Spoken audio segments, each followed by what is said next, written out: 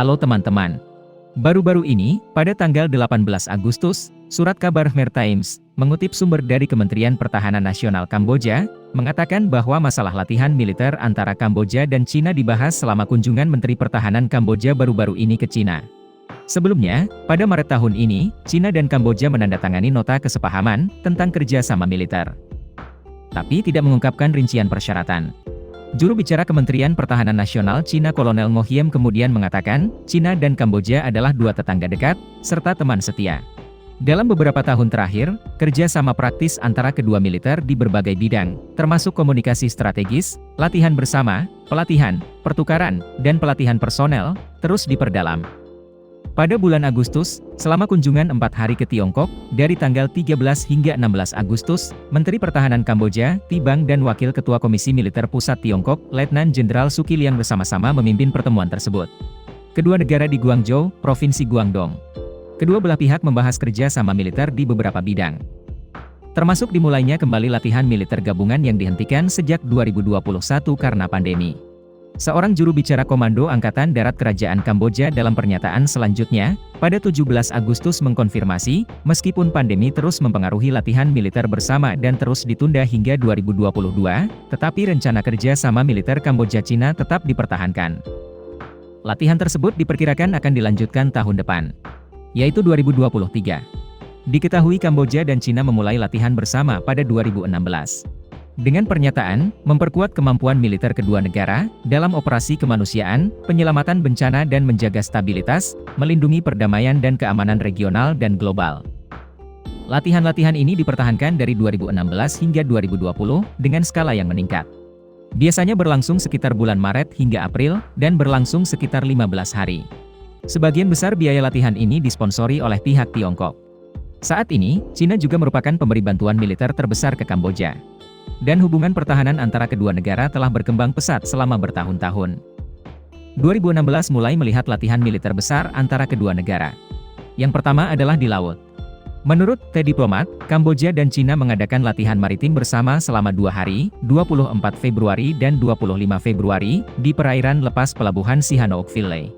Latihan tersebut digambarkan sebagai terkait dengan pelatihan dan penyelamatan, serta penanganan situasi darurat di laut. Wakil Komandan Angkatan Laut Kamboja, Wakil Laksamana Van Buneang mengatakan, 70 pelaut Kamboja akan berkoordinasi dengan 737 pelaut, di 3 kapal perang Cina, untuk melakukan operasi gabungan.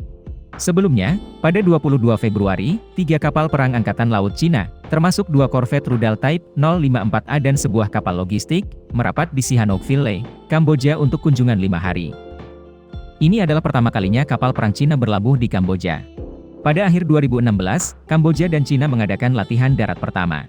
Latihan tersebut berlangsung sekitar 1 minggu, dari tanggal 15 hingga 23 Desember, dengan nama Naga Emas 2016. Di wilayah Provinsi Kampong Speu, sekitar 400 tentara dari kedua belah pihak ikut serta dalam latihan ini. Latihan militer terbaru antara kedua negara berlangsung pada tahun 2020, yang disebut Naga Emas 2020. Di wilayah distrik Chum Kiri, Provinsi Kampot, dengan partisipasi sekitar 3.000 tentara Kamboja dan Cina.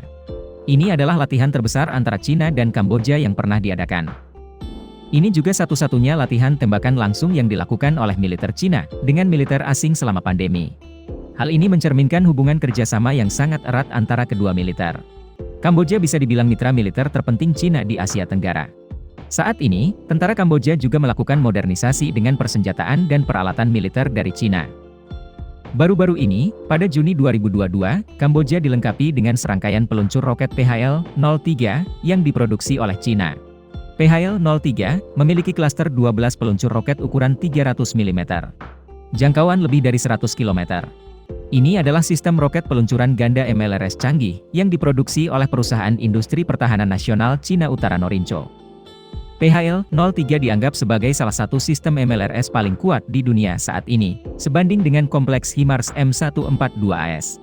Selain itu, infrastruktur militer yang berfungsi atau dapat digunakan untuk keperluan militer di Kamboja, juga menerima investasi besar dari Cina.